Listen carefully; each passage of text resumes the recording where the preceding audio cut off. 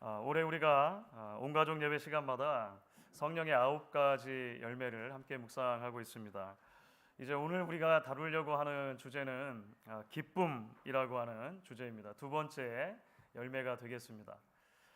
사실 기쁨은 신앙생활에서 매우 중요한 요소라고 할 수 있습니다. 왜냐하면 하나님께서 구원받은 당신의 백성들에게 기쁨이 있기를 원하시기 때문입니다.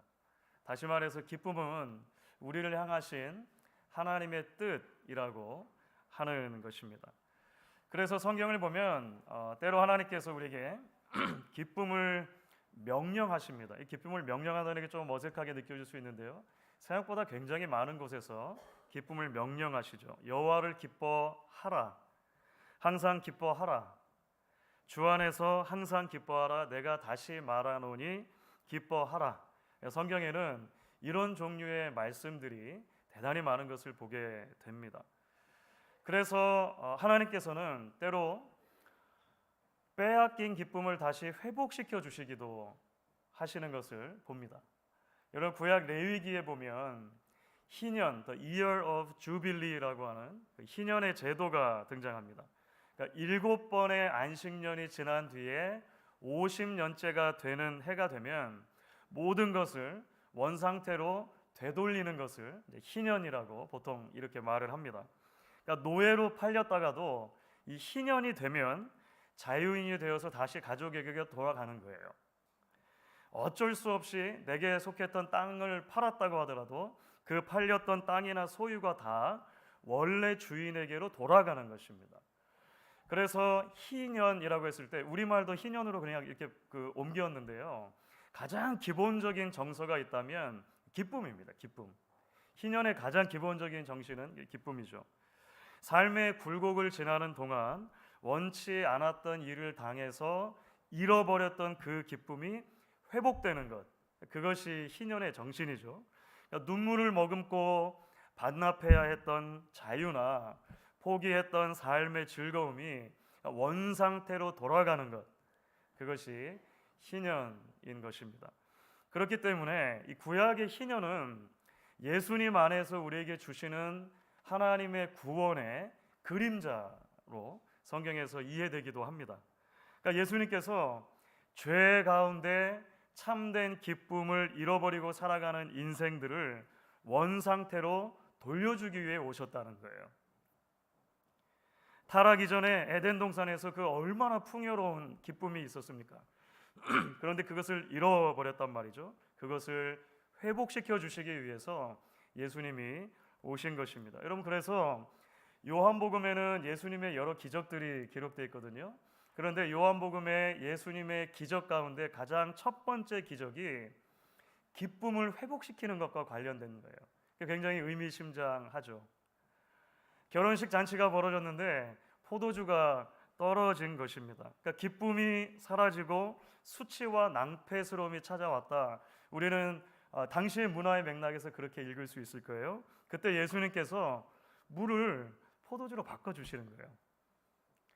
당혹스러운 잃어버렸던 기쁨, 주춤했던 기쁨을 예수님이 다시 회복시켜 주시는 것입니다. 사랑하는 여러분, 올 한 해 동안 우리 믿음의 가정들마다 희년의 주님께서 주시는 이런 종류의 기쁨이 있기를 소망합니다. 믿음의 공동체인 우리 교회 안에 우리를 구원하신 하나님이 주시는 기쁨이 가득할 수 있기를 주의 이름으로 축원합니다. 그런데 여러분, 우리가 여기서 동시에 이제 기억해야 할 것이 있습니다. 여러분, 이처럼 기쁨이라고 하는 주제가 하나님이 우리에게 원하시는 뜻과 관계가 되기 때문에 사탄은 어떻게 해서라도 우리의 기쁨을 손상시키고 우리에게서 기쁨을 뺏어가려고 노력한다는 것입니다. 그것을 기억할 필요가 있는 것입니다. 여러분, C.S. 루이스가 쓴 스크루테이프의 편지, 저도 설교에서 몇 차례 인용해드렸죠. 이 스크루테이프의 편지에 보면 특별히 이 주제를 다루는 대목이 있어요. 11번째 편지인데요, 거기에 보면 크리스천들이 누리는 이 기쁨을 사탄이 얼마나 혐오하는가, 이것을 아주 재미있는 그런 언어들을 사용해서 표현한 것을 보게 됩니다. 하나님께서 주시는 기쁨이 있을 때 성도들에게 웃음이 있다는 거예요. 성도들에게 이 땅이 이해할 수 없고 이 땅이 줄 수 없는 그런 종류의 웃음이 있는데 사탄이 너무 이걸 싫어하는 거죠. 그래서 악마인 스크루테이프가 자신의 조카 웜우드에게 이렇게 말하는 장면이 있습니다. 이런 유의 웃음은 우리한테 전혀 득될 게 없으니 예외 없이 저지해야 한다. 이게 우화적으로 말한 거예요. 그러니까 사탄이 자기 조카에게 말하는 거예요. 게다가 이런 웃음은, 하나님이 주시는 웃음은 그 자체로서도 구역질 나는 현상일 뿐 아니라 지옥의 현실주의와 위험과 엄격함을 정면으로 모독하는 짓거리다.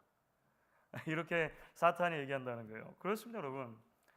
우화적인 언어이긴 합니다만 사실 사탄은 성도들이 하나님이 주시는 기쁨을 누리는 것을 너무 싫어하는 거예요. 그게 맞는 거죠. 그래서 어떻게 해서든지 간에 그 기쁨을 저지하려고 하는 것입니다. 신앙생활의 진수를 조금이라도 맛보려고 하는 바로 그 순간 사탄은 우리 안에 불평과 불만을 심을 수 있습니다. 예배의 즐거움과 감격을 경험하려고 하는 그 순간에 그것을 단순한 종교적인 의무감으로 바꾸어 버립니다. 성도들 안에 조금이라도 진정한 교제가 있고 그 교제가 주는 기쁨이 우리를 지배하려고 할라치면 그 틈을 파고들어서 오해와 불신과 다툼을 심는 것입니다. 우리 믿음의 가정들이 조금이라도 믿음에 굳게 서서 하늘에 속한 기쁨을 누리려고 하면 곧 불화를 조장하고 갈등을 일으키기도 하죠. 조금 더 일반적으로 얘기하면 때로 우리의 몸에 병이 깃들거나 사고가 나거나 학교나 직장에 문제가 생기거나 어쨌든 어떻게 해서든지 간에 기쁨을 앗아가려고 하는 거예요.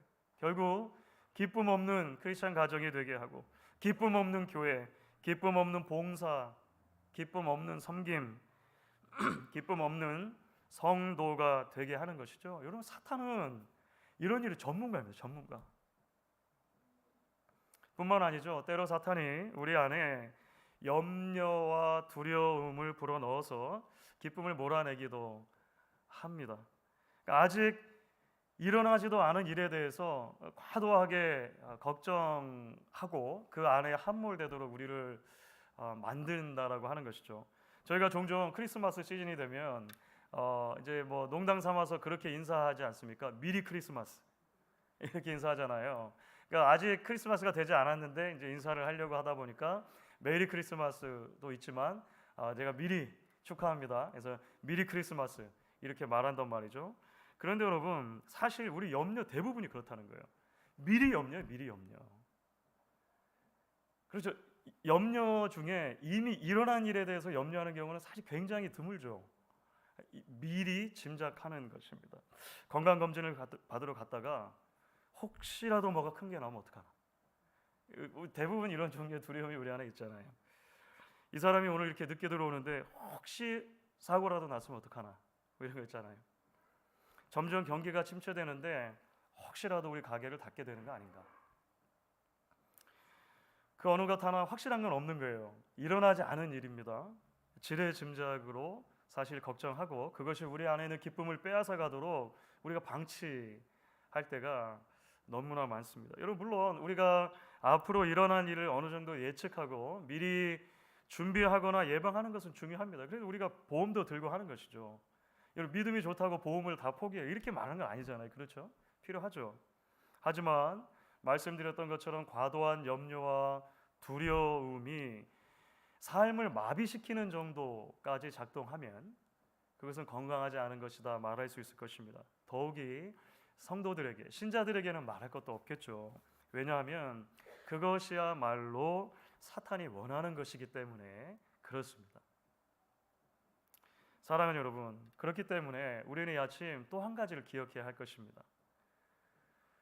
성경이 말하는 기쁨은 사실은 상대적인 기쁨이 아니라 절대적인 기쁨이라고 하는 것입니다. 우리가 이것을 기억하는 것이 참 중요합니다. 상대적인 기쁨이라고 하는 것은 조건적인 기쁨입니다. 조건절이 있고 그 조건절이 충족되어야 기쁨이 있는 것입니다. 돈이 있으면 기쁘고 돈이 없으면 기쁨이 없는 것입니다. 먹을 것이 풍족하면 기쁘고 배가 고프면 기쁨이 사라지는 것입니다. 성공하면 기쁘고 실패하면 그 기쁨을 빼앗기는 것입니다. 칭찬을 받으면 기쁘고 비난을 받으면 내 마음에 있었던 기쁨도 침해받는 것이죠. 그러니까 기쁨이 늘 조건적이라고 하는 거예요. 그런데 여러분 아십니까? 성경은 놀랍게도 이런 모든 조건이 채워지지 않아도 기뻐했던 사람들의 이야기로 가득 차 있다는 것입니다. 그들에게는 절대적인 기쁨이 있는 거예요. 조건과 상황과 형편의 좋고 나쁨에 상관없이 그들 마음을 채우고도 남는 기쁨이 있더라는 것입니다. 여러분 그게 어떻게 가능할까요? 어떻게 그런 절대적인 기쁨을 유지할 수 있냐는 것입니다. 여러분 어렸을 때 바람개비 한 번쯤은 다 만들어 보셨죠? 학교에서도 좀 많이 만들었던 것 같아요. 바람개비. 여러분 바람이 불어가지고 이 바람개비가 막 돌아가는 모습 보면 참 예쁘잖아요. 참 예쁘죠. 여러분 그런데 바람이 안 불면 어떻게 합니까? 여러분 바람이 안 불 때 바람개비를 돌리는 방법들 다 알고 계실 거예요. 어렸을 때 한 번씩 다 해보셨죠? 바람개비 들고 달리면 돼요. 바람개비를 들고 달리면 바람개비가 돌아가죠. 기쁨이라는 바람개비를 돌리기 위해서 행복과 건강과 성공이라고 하는 바람이 찾아오기만을 기다리는 것은 성경적인 신앙이 아닌 것이죠. 오히려 성경이 말하는 참된 기쁨은 하나님을 향해 달려감을 얻는 것입니다. 어떠한 상황 속에서도 그 상황에 함몰되지 않고 의지를 발동해서 하나님을 향해 갈 때, 하나님을 향해 내 존재를 던질 때 우리는 위로부터 주시는 하나님의 기쁨을 맛볼 수 있게 되는 것입니다. 여러분 우리가 잘 알고 있는 다윗의 시가 있죠. 시편 57편인데요. 7절과 8절 이렇게 되어 있습니다. 7절과 8절. 여러분 같이 한번 whatever language you want. 우리 같이 한번 읽어 주시면 좋겠습니다. 하나님이여 내 마음이 확정되었고 내 마음이 확정되었사오니 내가 노래하고 내가 찬송하리이다. 내 영광아 깰지어다. 비파야 수금아 깰지어다. 내가 새벽을 깨우리로다. 기쁨과 감사의 아름다운 시이죠. 그런데 하지만 놀랍게도 이 시는 사실은 전혀 기뻐할 수 없고 전혀 즐거워할 수 없는 상황 가운데에서 만들어진 시입니다. 이 시의 표제를 보면 알 수 있어요. 표제가 이렇게 되어 있습니다. 다윗의 믹담시. 다윗이 사울을 피하여 굴에 있던 때에, 동굴에 숨어 있었던 때가 이 말입니다. 그러니까 다윗의 인생 가운데 가장 힘들고 어려웠던 시기 중에 하나가 이 시기일 것입니다. 사울의 창끝을 피해서 도망을 다니면서 동굴에서 동굴로 전전하던 그런 시기란 말이죠. 사실 다윗은 얼떨결에 사무엘에게 기름 부음 받은 죄밖에 없어요. 기름을 와서 부어주니까 그냥 기름 부음 받은 거죠. 의로운 믿음으로 블레셋의 용장 골리앗을 죽여서 나라에 봉사한 죄밖에 없어요. 그런데 그 일이 그 당시 이스라엘 왕 사울의 미움과 시기를 불러일으킨 것입니다. 결국 목숨까지 위태로운 상황에 놓이게 되죠. 하지만 사랑하는 여러분, 그 무엇도 다윗 마음의 깊은 곳에 있는 그 근원적인 기쁨을 빼앗아갈 수가 없는 거예요. 왜일까요? 하나님을 붙들었기 때문입니다. 내 마음이 확정되었고 확정되었사오니 내가 지금 상황에 함몰되지 않고 사울에게로 내 모든 것을 빼앗기지 않고 하나님에게로 달려가겠노라 결단했기 때문에 그렇습니다. 어디 여러분 다윗뿐이겠습니까? 신약의 사도들이 그렇죠. 바울이 그랬습니다. 기독교 역사 속에 수많은 믿음의 사람들이 그랬습니다. 말씀드렸던 것처럼 사탄은 그들이 인생에서 만나는 크고 작은 위기의 순간들을 커다랗게 증폭시켜서 그들 마음에 있는 기쁨을 빼앗아가려고 했어요. 모든 크리스천들이 그런 일들을 경험합니다. 하지만 그들은 우리가 사랑하는 찬송가처럼 이렇게 고백할 수 있었던 사람들이죠. 예수가 함께 계시니 시험이 오나 겁없네. 기쁨의 근원 되시는 예수를 위해 삽시다. 그런데 여러분 아십니까? 우리만 하나님에게서 참 기쁨의 근원을 발견하는 게 아닙니다. 성경을 보면 놀랍게도 하나님께서도 우리에게서 당신의 참 기쁨을 발견하신다고 그렇게 이야기를 합니다. 스바냐서 3장 17절입니다. 여러분 잘 알고 있는 말씀이시죠? 같이 한번 읽어보겠습니다. 너희 하나님 여호와가 너희 가운데에 계시니 그는 구원을 베푸실 전능자시라.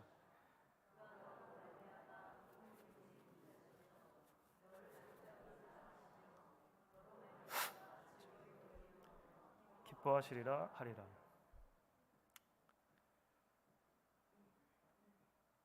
여러분 우리가 도대체 뭐라고 하나님이 우리 때문에 기뻐하신단 말입니까?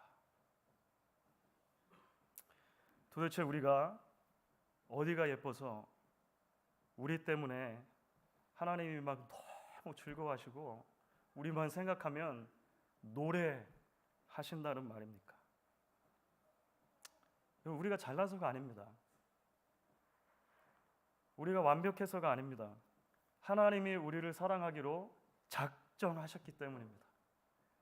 그래서 하나님이 우리를 구원하시는 것이죠. 아들마저도 아끼지 아니하시고 우리를 위해 부어 주셨습니다. 하나님이 우리 때문에 누리는 기쁨도 원리적으로 비슷한 거예요. 자신의 전부를 쏟아 우리에게로 달려오심으로 하나님이 우리 안에서 기쁨을 누리신다는 것입니다. 주 안에서 사랑하는 여러분, 이 하나님의 기쁨이 우리의 근원이 되어야 할 것입니다. 우리 기쁨의 이유가 되어야 할 것입니다. 오늘 하나님의 이 기쁨의 노래를 들으며 우리 또한 하나님 앞에 기쁨으로 나아가겠노라 고백하는 저와 여러분 되실 수 있기를 주의 이름으로 축원하겠습니다.